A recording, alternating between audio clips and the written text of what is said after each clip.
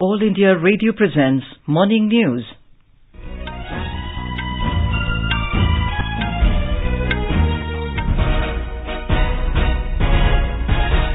Good morning. I'm Anuja Kumar and with me is Sarabjit Kaur. The headlines.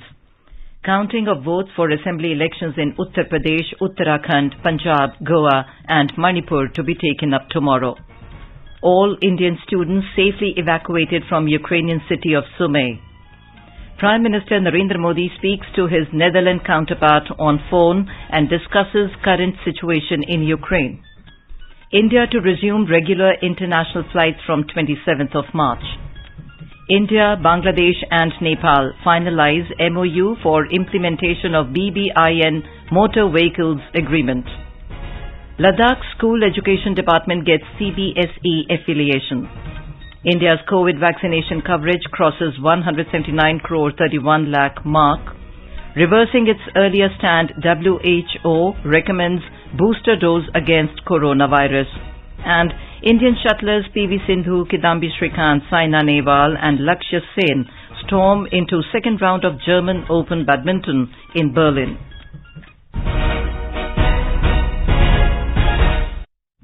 As we start the bulletin, we appeal to our listeners to stay safe from COVID-19 by following these 4 simple steps. Get fully vaccinated, wear a face mask, maintain 2 gaz ki doori for social distancing, focus on hand and face hygiene.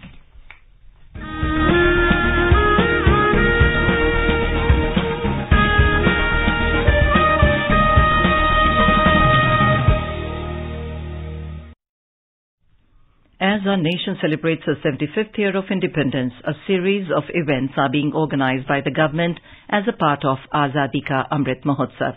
To commemorate the occasion as Jan Utsav, All India Radio News brings its listeners a special quiz on India's freedom movement and its glorious history.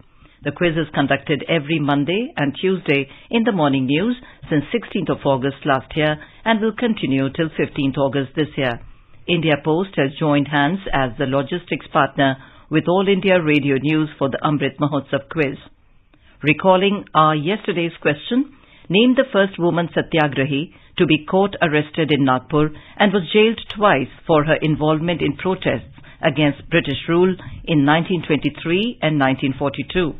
Also a famous poet, her poem immortalized Rani Lakshmi Bai. The correct answer is Subhadra Kumari Chauhan. She joined Mahatma Gandhi's non-cooperation movement in 1921. As a renowned literary figure, her writings contained a strong nationalist undertone as a reflection of the times she lived in. AIR News got an overwhelming response from its listeners across the world, and the one lucky winner of the quiz is Dr. Vandana Kalidas Kulkarni from Dai Thana village in Parbhani district, Maharashtra.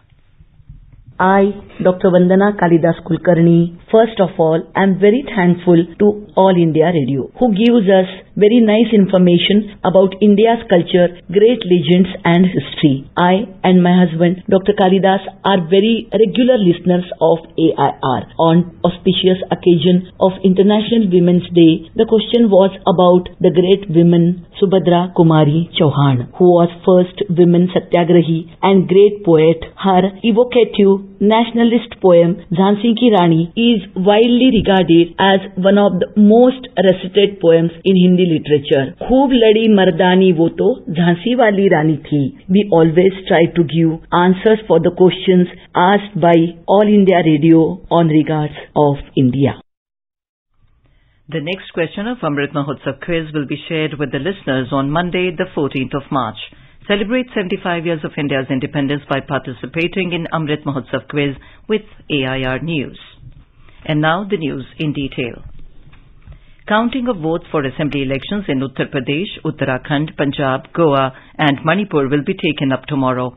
Counting in all 5 states will start at 8 a.m.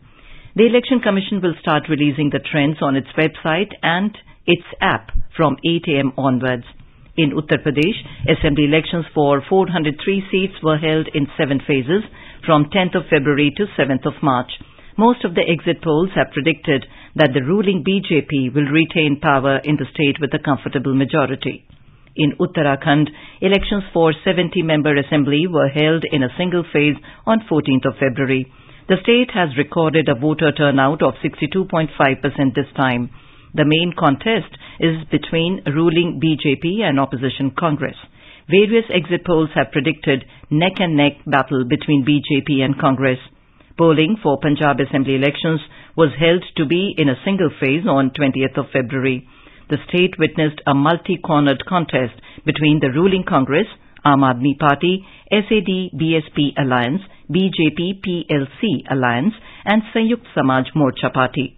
Talking to AIR News, Chief Electoral Officer of Punjab S. Karuna Raju said that 66 counting centres have been set up in the state.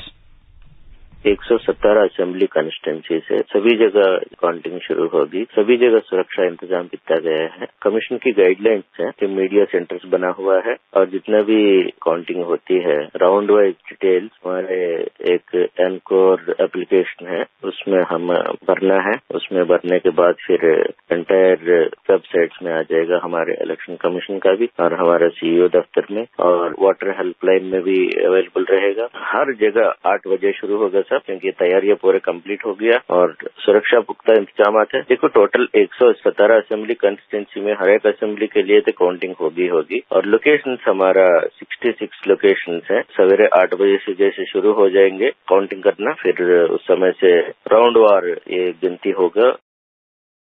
In Goa, all arrangements have been completed for counting of votes. Polling for 40-member assembly elections was held in a single phase on 14th of February.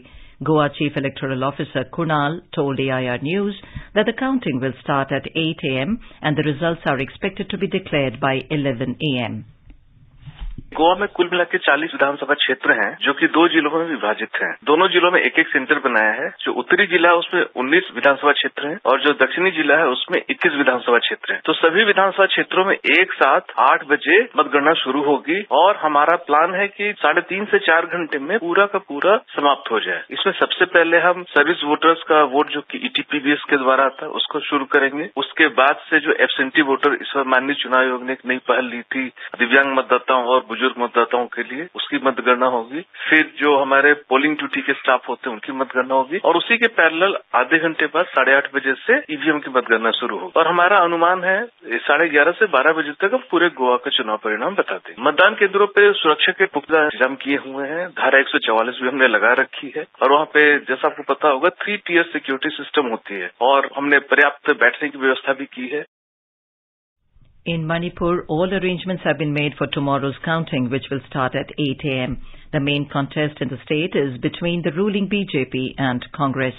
Most of the exit polls have predicted victory for BJP in the state.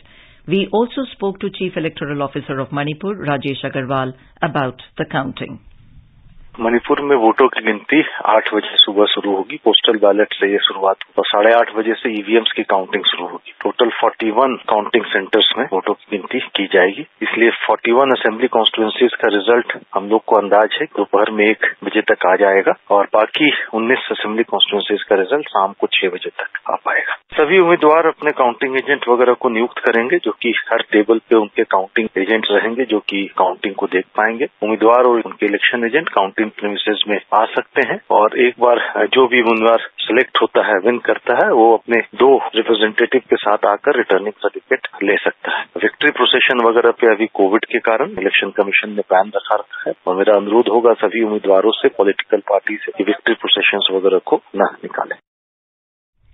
News Services Division of All India Radio, NSD-AIR, has made elaborate arrangements for providing authentic and latest results of assembly elections from 5 states, that is Goa, Manipur, Punjab, Uttar Pradesh and Uttarakhand. AIR, the biggest radio network of the country, will broadcast special bulletins and special discussion programs on election results tomorrow, that is 10th March. The programs will be broadcast on AIR FM Gold on 100.1 megahertz and other channels. It will also be available live on our YouTube channel News on AIR Official. AIR correspondents from all the 5 states will provide latest live updates of counting of votes. Experts in studios will give comprehensive and in-depth analysis of the results. Apart from the special election bulletins, in-depth live discussion will be broadcast from 7:20 p.m. to 8 p.m. An exclusive Radio Bridge program with experts from 5 states shall be aired from 9:15 to 10 p.m. Similarly, regional news units of AIR throughout the country will mount special programs and news bulletins in regional languages of their respective states. Results will also be available on the News on AIR app and on Twitter at AIR News Alerts.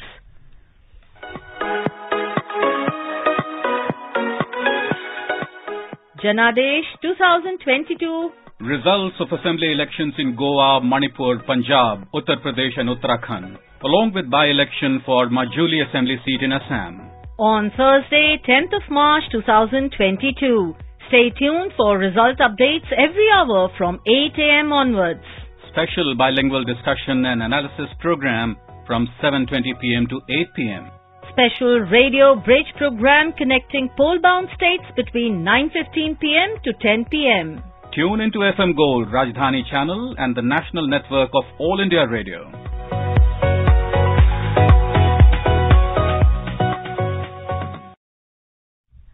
The External Affairs Ministry has said that all Indian students stranded at Sumy city of Ukraine have been successfully moved out. In a tweet, External Affairs Ministry spokesperson Arundham Bagchi said, India has moved out all Indian students from Sumy. He said they are currently en route to Poltava, from where they will board trains to western Ukraine. He added, flights under Operation Ganga are being prepared to bring them home. Prime Minister Narendra Modi spoke to his Netherlands counterpart Mark Rutte on the phone and discussed the ongoing situation in Ukraine. They shared their concerns over continuing humanitarian situation in Ukraine. Prime Minister Modi reiterated India's consistent appeal for cessation of hostilities and a return to the path of dialogue and diplomacy. Mr. Modi welcomed the ongoing talks between Russia and Ukraine and hoped for an early resolution. The government has said it will ensure that there is no shortage of crude oil in the country in view of the current situation in Ukraine. Replying to a media query in New Delhi, Petroleum Minister Hardeep Singh Puri said, although India meets its energy requirement by importing 85% oil and 55% gas, the centre will ensure that there is no shortage of energy in the country. He underlined that the prices are impacted by the international conditions and the oil marketing companies will take a call on the prices of petroleum products. Mr. Puri rejected the allegation that the prices of petrol and diesel were not increased in view of the assembly elections, adding that it is up to the oil marketing companies to take a call in this regard. On a question related to evacuation of stranded Indians in Ukraine, the minister informed that 694 Indian students stranded in Sumy have left for Poltava, from where they will be brought back. सब तरफ से हमें गृह मंत्रालय की तरफ से airport सब जगह से बहुत अच्छी कोऑपरेशन मिली, पर अभी मेरी प्रार्थना यही है कि जो बाकी 700 बच्चे हैं 694 टू बी एग्जैक्ट, ये भी they will be move to Poltava. There whilst we are speaking I think the evacuation is going on. The US, the European Union and the UK have targeted Russian oil and gas sector with new restrictions over its military action in Ukraine. Talking to reporters at White House, US President Joe Biden has announced a ban on all imports of Russian oil and gas energy. He added that the Russian oil will no longer be accepted in the US ports and the American people will deal another powerful blow to Russian President Vladimir Putin. President Biden said the move targeted the main artery of Russia's economy. However, he admitted that his decision to ban Russian oil imports will cost at home as Americans will see rising prices. He said the decision was made in close consultation with allies and partners in Europe. Russian military has again offered to provide humanitarian corridors for civilians to leave 5 Ukrainian cities. Russian Colonel General Mikhail Mizentsev said the Russian military has announced it will stop firing at 10 a.m. today to let civilians leave safely via the corridors. He suggested setting up a hotline between Russia and Ukraine to coordinate the evacuation. A two-day meeting of India, Bangladesh and Nepal BBIN concluded in New Delhi yesterday. Bhutan participated in the meeting as an observer. In a statement, Ministry of External Affairs said the meeting was held to discuss passenger and cargo protocols to operationalize the BBIN Motor Vehicles Agreement MVA for the regulation of passengers, personnel and cargo vehicular traffic among the participant countries. The ministry said during the meeting an enabling memorandum of understanding or MOU was finalized to be signed by India, Bangladesh and Nepal for implementation of the BBIN MVA by the three countries pending ratification of the MVA by Bhutan. You are listening to the morning news on All India Radio. A reminder of the headlines before we move on. Counting of votes for assembly elections in Uttar Pradesh, Uttarakhand, Punjab, Goa and Manipur to be taken up tomorrow. All Indian students safely evacuated from Ukrainian city of Sumy. Prime Minister Narendra Modi speaks to his Netherlands counterpart on phone and discusses current situation in Ukraine. India to resume regular international flights from 27th of March. India, Bangladesh and Nepal finalize MOU for implementation of BBIN Motor Vehicles Agreement. Ladakh School Education Department gets CBSE affiliation. India's COVID vaccination coverage crosses 179 crore 31 lakh mark. Reversing its earlier stand, WHO recommends booster dose against coronavirus. And Indian shuttlers PV Sindhu, Kidambi Srikanth, Saina Nehwal and Lakshya Sen storm into the second round of German Open Badminton in Berlin. For quick news updates round the clock, follow us on our Twitter handle @AIR News Alerts. अपने business को बढ़ाने के लिए लीजिए आकाशवाणी का सहयोग और दीजिए उसे बुलंदियों के पंख। आपका बिजनेस लोकल है या राष्ट्रीय, आकाशवाणी देती है उपभोक्ताओं तक पहुंचने का हर विकल्प। और अब तो आप घर, दफ्तर या दुकान पर बैठे बैठे कर सकते हैं आकाशवाणी के किसी भी केंद्र के लिए विज्ञापनों की बुकिंग। आकाशवाणी के विभिन्न चैनलों पर विज्ञापन देना सुलभ और सस्ता। बुकिंग हेतु संपर्क करें 8700014242 पर। 8700014242। Welcome back to the morning news on All India Radio. In a significant move, Ladakh School Education Department got the Central Board of Secondary Education CBSE affiliation. Previously, the Education Department was affiliated to the Jammu and Kashmir Board of School Education. All the government school students in Ladakh will shift to CBSE mode this year, except the students of classes 10th and 12th already enrolled to appear for examination in the State Board. The Ladakh Commissioner Secretary A.K. Sahu said CBSE affiliation will be beneficial for the students and their participation at national level examinations will increase. International flights to and from India will be resumed from 27th of this month. The Civil Aviation Ministry had suspended the regular international flights in March 2020 in view of the COVID-19 pandemic. The ministry said, after having recognized the increased vaccination coverage across the globe and in consultation with the stakeholders, the government has decided to resume scheduled commercial international passenger services to and from India from 27th of this month. The suspension of the scheduled commercial international passenger services to and from India thus stands extended till 23:59 hours on 26th of March, and air bubble arrangements shall accordingly be extended to this extent only. India's COVID vaccination coverage has crossed 179 crore 31 lakh mark. The Union Health Ministry said that more than 16,59,000 vaccine doses were administered yesterday. It said over 2 crore 8 lakh precaution doses for the identified categories of beneficiaries for COVID vaccination have been administered so far. They include healthcare workers, frontline workers and people over 60 years of age. The World Health Organization has recommended the COVID-19 booster shots, reversing its position.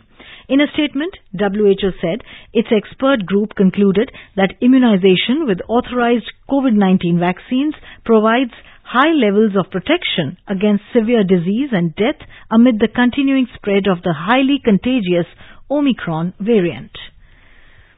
And now let's listen to our special program Azadi Ka Safar, highlighting the importance of the day during the freedom struggle. आजादी का अमृत महोत्सव।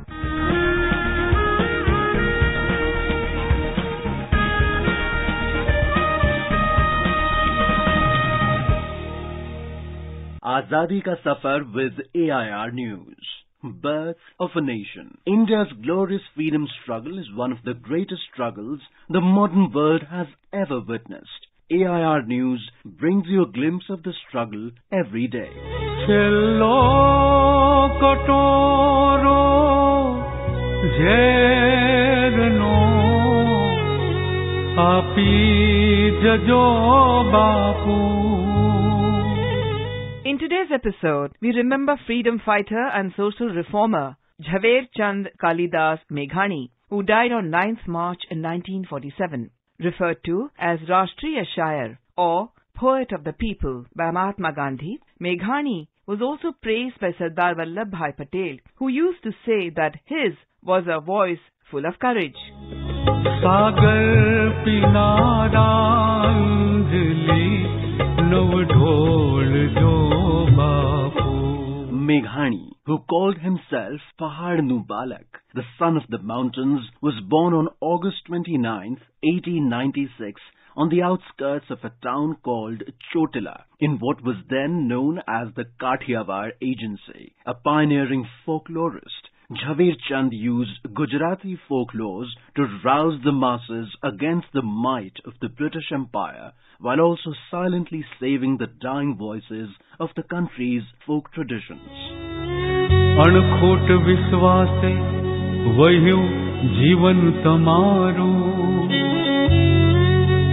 धुर तो दगल बाजो थकी पड़ियो पनारो शत्रु तणे खोले ढली सुख थी सुनारो. He wrote Sindhu Do, a collection of 15 patriotic songs in 1930, which commemorated the Salt and Dholera Satyagrahas. The British government banned the book and confiscated all existing copies. However, the revolutionary spirit of the people ensured that his voice was not suppressed, and the copies of the book were circulated underground. The British summoned Meghani to a special court on April 28, 1930, implicating him with false charges. He was sentenced to 2 years imprisonment in Sabarmati jail, but was released in a year after the Gandhi-Irwin Pact. On the eve of his journey to England for the second Roundtable Conference, Gandhiji was enveloped in gloom as he knew that the British were unlikely to accept his demand for complete independence. Meghani hurriedly wrote a poem for him titled Chelo Katoro, the last cup of poison, in which he requested Bapu to drink this last cup of poison for the nation. The poem was composed in the final hour and rushed to Gandhiji just before his departure. Chelo Katoro Jerno Api Jajo Bapu. On reading it, Gandhiji immediately said, Meghani seems to have entered my soul and fully captured my state of mind in this poem. It was then that he spontaneously gave him the title of Rashtriya Shair. The revolutionary poet was constantly engaged with the freedom struggle. However, he was also increasingly perturbed by the rising communal violence across the country. And it was perhaps this distress that caused a heart attack to claim his life on March 9, 1947. All India Radio salutes the great nationalist. Vande Mataram! We also remembered nationalist Bezvada Gopala Reddy, who died on the 9th of March 1997. Born in Buchireddy Palam village of Nellore district in 1907, Reddy gave up his school education to participate in the freedom struggle. Later, he completed his studies at the Shantiniketan University. It was during this time that he took a liking for Tagore's works and translated many of his books into Telugu. He came to be popularly known as as Andhra Tagore. Reddy took part in non-cooperation movement, the Salt Satyagraha and the Quit India movement. He was also imprisoned in Vellore and Tanjore jails in the early 30s. Reddy was elected to the composite Madras Assembly in February 1937 and held the important portfolios of local administration and finance. After independence, Reddy became the Chief Minister for Andhra in 1955 till Andhra Pradesh was formed in November 1956. Reddy became the Information and Broadcasting Minister in the Central Cabinet from 1958 to 1963. He was also elected to Lok Sabha twice and served as the Governor of Uttar Pradesh. We salute the great nationalist. That brings us to the end of this episode of Azadi Ka Safar with AIR News. See you in the next episode tomorrow.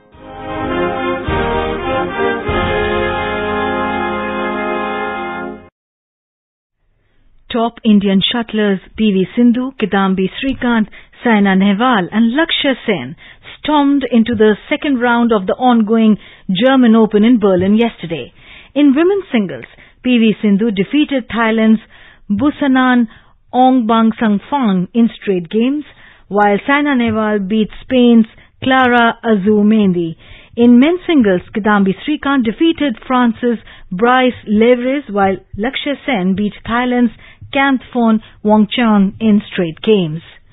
FIH Men's Hockey Pro League matches between India and Germany have been postponed due to a high number of COVID-19 cases affecting the German team. The matches were scheduled to be played on upcoming Saturday and Sunday in Bhubaneswar, Orissa. An official release said International Hockey Federation FIH, India and Germany are already working together to find alternative dates. Meanwhile, the women's matches between India and Germany will be played as planned this weekend at the Kalinga Stadium in Bhubaneswar. Now let us take a look at the weather forecast for today. Srinagar will have generally cloudy sky. Temperature will hover between 5 and 14 degrees Celsius.